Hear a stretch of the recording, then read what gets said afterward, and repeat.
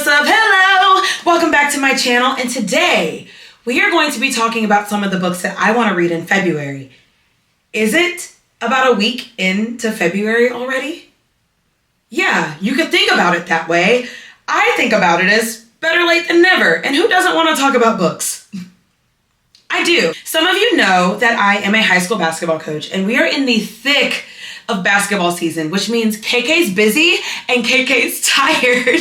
But I am super happy to be recording again. I have missed doing this. It's been about 10 days since I posted my last YouTube video, so I have missed you guys, and I am super excited to be talking about some of the books that I want to read. I have 5 books here today. I have a couple of nonfiction and a few Black literature stories that I am excited to get to.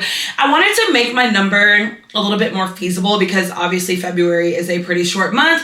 And like I just said, I'm in the thick of basketball season, but I definitely have some stories that I really want to get to and I have heard amazing things about. I asked some of my friends for book recommendations. Of course, I watch a ton of YouTubers that read Black books by Black authors. So I am very excited to talk about the 5 books that I'm going to read in the month of February. Also, a lot of you kind of want to know what I plan on reading and monthly wrap-ups. So I did do those and I stopped doing them kind of around October of 2024. So I'm excited to pick those back up because you guys have been asking for them. So without further ado, let's get into this. The first book that I'm going to be talking about is Such a Fun Age by Kylie Reed. This is a book that has been recommended by a lot of my favorite booktubers.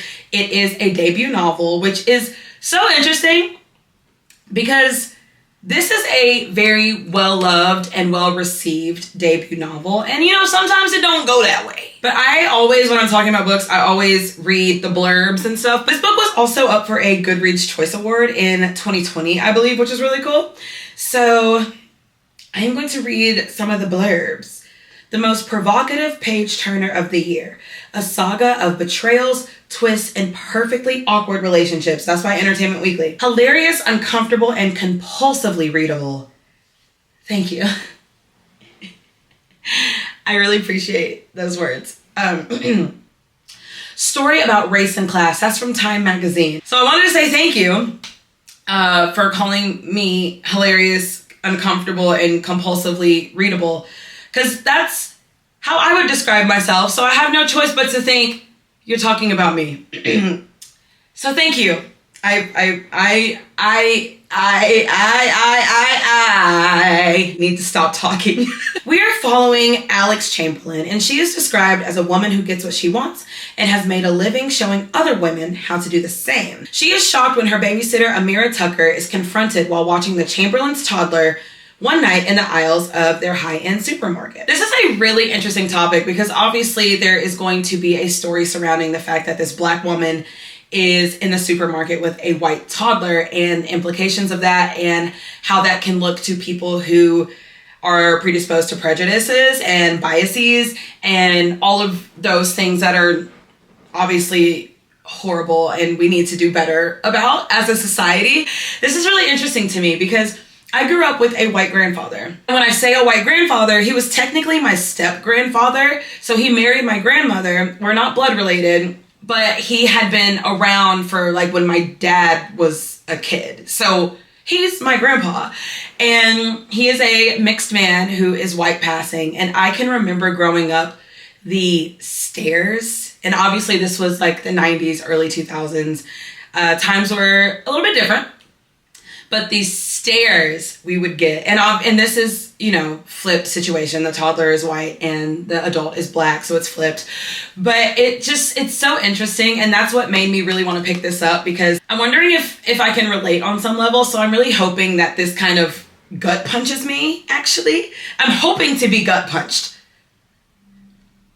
I told you, it's been chaos lately. Basically, a security guard spots this Black woman with a white toddler. A small crowd gathers. There is camera footage involved. Police are involved. And they have accused her of kidnapping this child that she is babysitting. So this is a really interesting premise. I am really excited to read this. And obviously, like I just described, this is something that I'm thinking maybe I could relate to on some way. Like I said, I've heard many great things about this book, so I'm really excited to pick this up. So this is the first one out of 5 that I'm hoping to read in February. I should have mentioned this earlier, but this is also kind of a library book haul because the other 4 books that I picked up, I got from the library, which was intentional because, you know, I love to buy a book. But I really want to do better with supporting my local libraries and actually walking into the establishment and searching. And it's just such a good vibe in there. Like, I love going to the library. I love Libby. I use Libby all the freaking time. So I am still supporting my library. And I check out a lot of books to send to my Kindle or to read via audiobook. We love the library. So I encourage you to support your local library. Use your Libby apps. I believe Hoopla is also like an audiobook app that is filtered through your library. So I encourage you to visit your local library support. If you're wanting to donate books, that is always a great place to start. They are always needing books. So a little tangent, but the next 4 books are all books I checked out from the library. And if and when I love them, I'll buy them and put them on my shelf. So next up, I picked up Invisible Man by Ralph Ellison. And this book, I feel like is kind of categorized as like a classic, like a Black literary classic. It's written in 1952, so a couple of things about it. First published in 1952 and immediately hailed as a masterpiece, Invisible Man is one of those rare novels that have changed the shape of American literature. For not only does Ralph Ellison's nightmare journey across the racial divide tell unparalleled truths about the nature of bigotry and its effects on the minds of both victims and perpetrators, it gives us an entirely new model of what a novel can be. So I love this because there's like 1 blurb on the back. And this was like before the days of like 5 blurbs on the back. I'm assuming. I don't know. I wasn't there. Actually, no. In 1952, I was like 13. So I was there. But I wasn't reading. And now that I'm 30,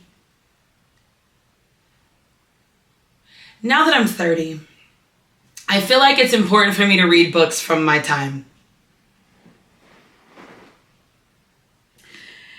As he journeys from the deep south to the streets and basements of Harlem, from a horrifying battle royale where Black men were reduced to fighting animals, to a communist rally where they are elevated to the status of trophies, Ralph Ellison's nameless protagonist ushers readers into a parallel universe that throws our own into harsh and even hilarious relief. Suspenseful and sardonic, narrated in a voice that takes in the symphonic range of the American language, Black and White, Invisible Man is one of the most audacious and dazzling novels of our century and of my teenage years. I mean, does this not just sound like a lot? I really think last year was a big turning point for me as far as the books I read because, and you know this as well as I do. I started out on Book Talk, and there are very specific authors and types of books that Book Talk kind of pushes to the forefront, especially when you're first starting or you're first hearing about this community. And if we're being honest, white authors and white stories are very often pushed to the forefront. So for people who say, I don't really think about what I'm reading, I just read what I'm shown, or I just pick books up, that might be true, but just think about the fact that the things that are pushed in front of us are a certain type of book. So it is our responsibility to really dig deep and research and create the algorithms of social media into what we want them to be. Like if we want a more diverse presence on social media, we need to be looking those books up because that's not what is going to be pushed towards us in the first place. And my point in saying this is that I fell into that. I was reading a lot of white stories, which there's nothing wrong with reading white stories. They are important. They're not more important than other stories though. So I really took it upon myself to diversify my reading last year, and The Reformatory by Tanana Reed Dew is probably my favorite book of all time.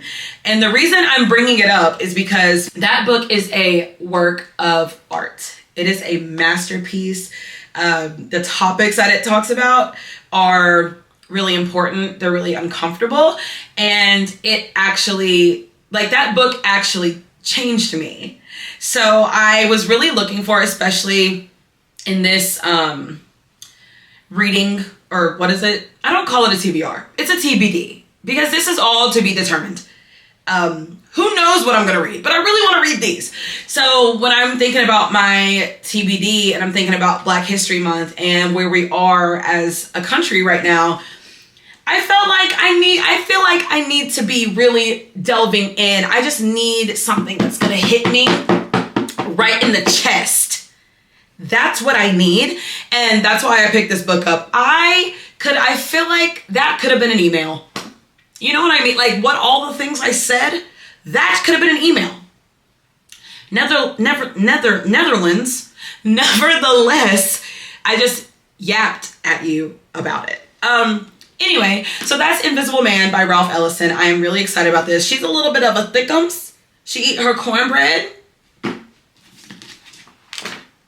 But it is what it is. I think this is going to be a really important story. So I'm excited to read this one. The next book that I checked out from the library and want to get to in February is My Sister, the Serial Killer by Oyakon Braithwaite. And this is really interesting to me because the tagline when I look on Goodreads says, My Sister, the Serial Killer is a blackly comic novel about how blood is thicker and more difficult to get out of the carpet than water. So basically, it is what the title says. This woman has a sister, and I think she's like offing her exes. She's offing her boyfriends. And it's just a story about how far this woman is willing to go to protect her sister. In Style magazine says, a biting mix of wickedness and wit. She weaves her narrative with a confidence that you've never read anything like it. A slim, scathingly black comedy. So I'm hoping with this, it could be kind of a little bit lighter because the books that I'm reading this month are pretty heavy and tackle some pretty heavy topics. So for this to have comedy written all over it, and the premise sounds really, really like just insane. And I love that because that fits right in. And this is also one that some of my favorite booktubers have read and loved. So when thinking about books that are unapologetically black, this one definitely came to mind. So I'm really excited about this. So I have a question for you, and I don't want you to read too far into this. I'm just wondering, like, if someone super, super close to you, do you know where I'm going with this? If someone super close to you, someone that you love unfreaking conditionally, off people, would you help them get rid of the bodies? Would you help clean up the mess? What are we doing? Is that an impossible question to ask until we are in that situation? Which hopefully we're not. But my horror and thriller obsessed, true crime obsessed brain is like, what would I do if my sister was just offing her boyfriends? Maybe it depends on how they've been treating her. Maybe I'm the one offing them. I don't know. I feel like it's up in the air. And so I'm very curious to see how this story is constructed and how taking something like that, mixing it with comedy works. But I've heard amazing things about it. I think it's going to be great. And it's pretty short. It's a little bit more than 200 pages. And that's going to be a theme with most of these books. The Invisible Man, she's a little bit of a chunker, but the margins are pretty big. And such a fun age. Ooh, these are some small margins. Like, there's a lot of words on these pages here. And that's over 300 pages. This one is about 200. And then one of the ones I have is really, really short. I was trying to get a wide range because, like I said, it's been a little bit rough around these reading streets for me. I wanted to give myself options. I was like, do I want something a little bit shorter, quicker to read? Do I want something funny? Do I want something that I could knock somebody out with? I have something for any mood. This is a Nigerian author as well. So and Nigerian people are hilarious. So I have no doubts in my mind that this is going to be a funny book. I am very excited to get to this one. The next book that is a little bit of a right turn, but is still on theme here, is Farewell, My Orange. And I looked high and low on how to pronounce this authoress's name. I did not find anything, so I'm probably going to butcher it, and I really apologize. Awaki Ki. I'm not quite sure. But this is a super short novel, and we're actually following two main characters here. One is Japanese and one is Nigerian. Written with great warmth, Farewell, My Orange is a book about optimism in the face of adversity. In the stories of Salima and Sayuri, readers will find a touching portrait of our need for others and the inevitability of change. This says two immigrants, Salima and Sayuri, navigate isolation, a new language, and loss on their way to a lifelong friendship. So Salima is from Nigeria. She's a single mother of two. She works a night shift in a supermarket in Australia. She does not speak a lot of English, but she is signing up for an English class that is offered at the local school there. And she meets Sayuri, who has come to Australia from Japan with her husband, and she's a resident research associate. But she has an infant daughter, so she's kind of put her career on hold, and they are struggling financially. And tragedy strikes both of them, and they are kind of trying to navigate it together. It seems as though they have some commonality by, you know, just being a Japanese immigrant, a Nigerian immigrant, both in Australia, and they both have their fair share of struggle. This one is pretty short, and it was also translated by Meredith McKinney, so I'm really excited about this. It's a little under 150 pages, so I'm hoping this one will be pretty quick to read, but it definitely caught my eye, and I am very interested to learn some new things and hopefully find a favorite new read. And the last book I picked up, which was actually recommended by one of my librarian friends, is Soil by Camille Dungy. This book is so interesting sounding. I'm just gonna read it because I don't want to mess it up. In Soil, the story of a Black mother's garden, poet and scholar Camille T. Dungy recounts the 7-year odyssey to diversify her garden in the predominantly white community of Fort Collins, Colorado. When Camille moved with her husband and her daughter to Fort Collins in 2013, the community held restrictions about what residents could and could not plant. In chronicling her resistance to the homogenous policies that limited the possibility and wonder that grows from the earth, Camille employs the various plants, herbs, vegetables, and flowers she grows in her garden as a metaphor for how homogeneity threatens the future of our planet and why cultivating diverse and intersectional language in our national discourse about the environment is the best means of protecting it. Definitive and singular, Soil functions at the nexus of nature writing, environmental justice, and memoir to encourage readers to recognize the relationship between the peoples of the African diaspora and the land on which they live, and to understand that home is wherever soil rests beneath our feet. Just reading the blurb has taken me out. And what I really love, because I also want to start my own garden, that's something that I'm planning on doing this weekend, which I'm really excited about. And it's hard to show because this is a library binding, but it kind of maps out her garden and where she puts things. So I'm really excited to learn more about plants and crops, herbs, vegetables, growing your own food. It is so cool when people grow their own food, and I have never just had the wherewithal to do it, but I'm gonna do it. It's the beginning of February. It's like the perfect time to start planting things ahead of spring and summer. So I'm really excited to read about her journey, and I love the metaphor there. People trying to control what this woman plants in her garden because they don't want the diversity there. Yeah. Camille, this is highly recommended. And when librarians recommend me things, who am I? Like, you're the professional. You're the expert. I'm just a lowly reader. You know what you know, and I don't know what I don't know. So I am really excited about this one. The timing of this book is so fun because like I said, I've been wanting to plant a garden, and this is, I mean, look at this cover. She's gorge. She's gorge. So I'm excited about that. I'm excited to learn more about plants, but I'm also really interested to read this woman's journey, to read the impact that it had on her, and I'm hoping it impacts me. I'm sure it will, because this is actually, like, a couple of people recommended this when I was talking about wanting to read more Black memoirs and nonfiction for the year. This came up a couple of times. So I saw it in the library, and I was very excited to pick this one up.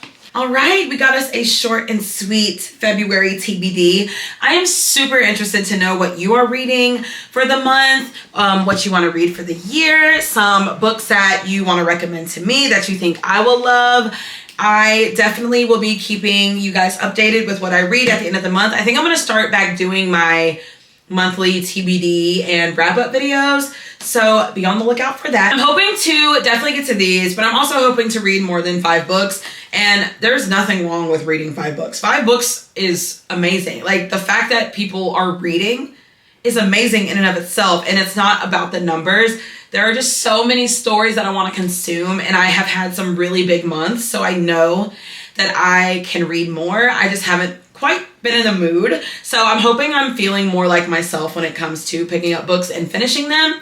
So I think we have a really great starting point. Again, let me know what you are reading for the month of February, what your reading plans are, if you're doing any challenges, book club picks, all the things. And February is also the month of love, and I would love for you to get out. You heard me. You need to go. I'm laughing because I don't want to get mad at you again. So, love you. Happy Valentine's Day. Happy Black History Month. Get out. Since it's the month of love, I'm going to be nice this one time. And because you don't want to get out, I'm not going to even escort you out. I'm going to remove myself from this extremely just heart-wrenching, gut-punching situation that you've put me in. I can't believe I'm getting kicked out of my own house.